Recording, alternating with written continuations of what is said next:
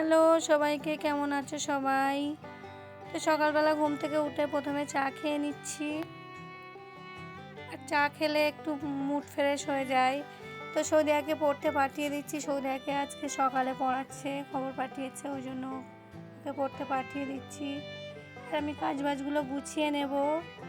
আজকে আমাদের এখানে একটু নবী দিবসের জলসা আছে, বাড়িতেই একটু রান্নাবান্না হবে এখানেই। তো সৌদিয়া ফিরে এসছে, ওকে স্কুলেও পাঠিয়ে দিচ্ছি, যেতে চাইছে না, বাড়িতে সব একটু আনন্দর বিষয় আছে সেই জন্য। আর ওকে আমি আমার আম্মাদের দোকান থেকেই টিফিন দিয়ে দিয়েছি, লাড্ডু আর গজা দিয়েছি।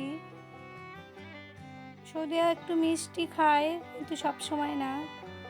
গাড়ি আসে না, সেজন্য অপেক্ষা করছে ও।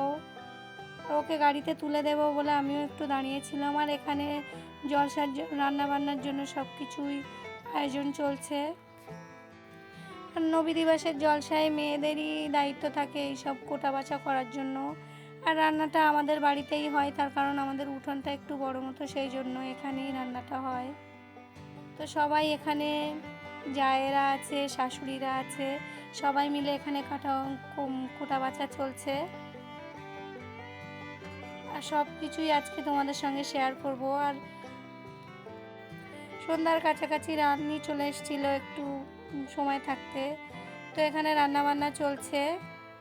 এটা আমাদের ওই উঠোনে, জামরুলতলার উঠোনে রান্নাবান্না চলছে। আর আমাদের উঠোনে কোটা বাছার ওখান থেকে রান্না করে এনে এখানে রাখছে। তো এক হাঁড়ি অলরেডি হয়ে গেছে, আবার এখনও 2 হাঁড়ি বিরিয়ানি, মানে আলু বিরিয়ানি হবে। তো আস্তে আস্তে এইদিকে প্যাকিং চলছে আর ওইদিকে রান্নাও হচ্ছে। এখানে আমার দাদারা, দেওররা, ভাইরা সবাই আছে। তো আমার ভিডিওটি আজ ছোট্ট করে দিয়েছি, এই পর্যন্তই।